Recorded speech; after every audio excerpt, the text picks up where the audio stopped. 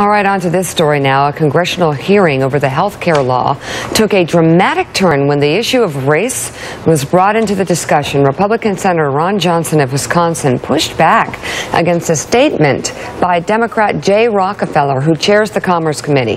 Here's the exchange. I think it's very important to take a long view at what's going on here.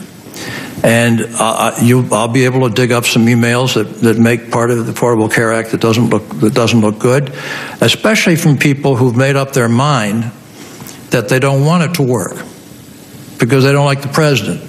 Maybe he's of the wrong color, something of that sort. I've seen a lot of that, and I know a lot of that to be true. It's not something you're meant to talk about in public, but it's something I'm talking about in public because that is very true.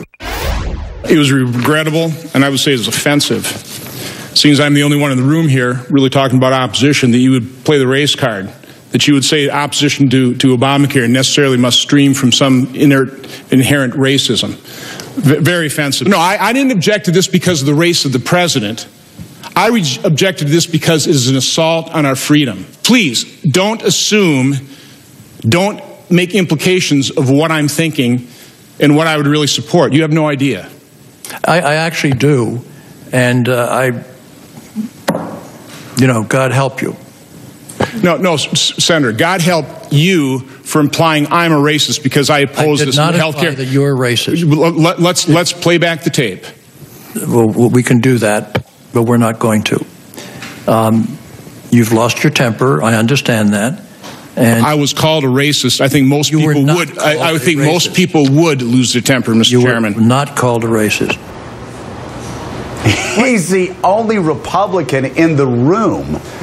And Senator Rockefeller suggested that millions and millions of Americans who are opposed to the Affordable Care Act, or Obamacare as the president likes it to be called, have racist reasons for doing that. That's one of the stupidest, most offensive things I've heard a sitting senator say, and instead of apologizing, because there was only one Republican in there, Rockefeller doubled down.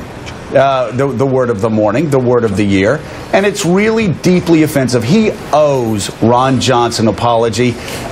Gene Robinson, Democrats have used the race card before. Republicans have played the race card before.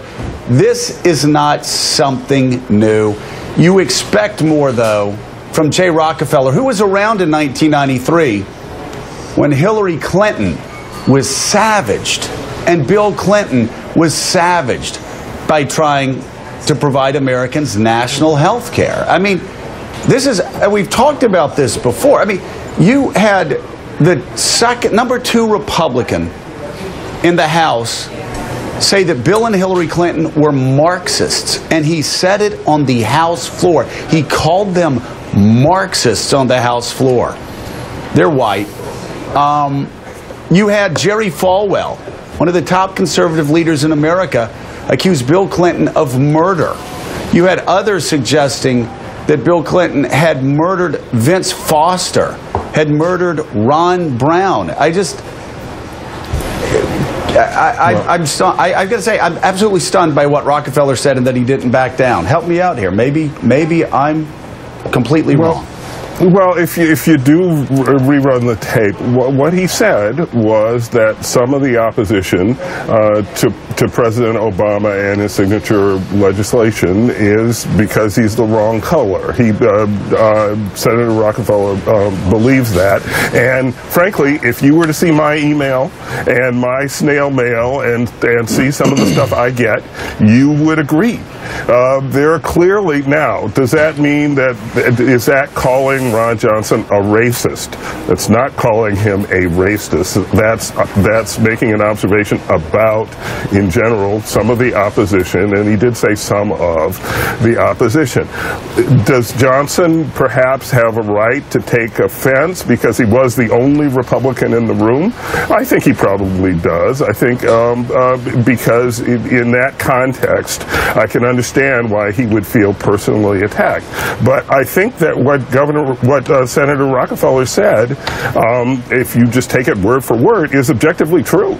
It's not vile everyone who and it's opposes him is racist, but there is some of that out there. There is. Gene, I mean, I could just take people that put hashtag Unite Blue and make a sweeping condemnation about America's labor movement if I wanted to. But I don't, because I know that these people are on the fringes. They're freaks. They're hate mongers. That there are a lot of people who are in America's union movements that are good, decent, hardworking people who actually would agree with me on a lot of issues. I mean, we can all pick and choose. But should Jay Rockefeller say that with Ron Johnson and then not bend over backwards to say, I'm talking about people on the margins? And I don't think that's constructive at all. When Hillary Clinton faced as much or more animosity in 1993 and 1994 than Barack Obama. You were around in 93, 94. Am I wrong here? Yeah. No, she certainly faced a lot of opposition. In fact, she didn't get hers through, and President Obama got his through. So either he was more effective, or it was a better time, or you can weigh one opposition against the other. But it's hard to compare those two situations and then say, but I don't think race has anything to do with opposition to President Obama. I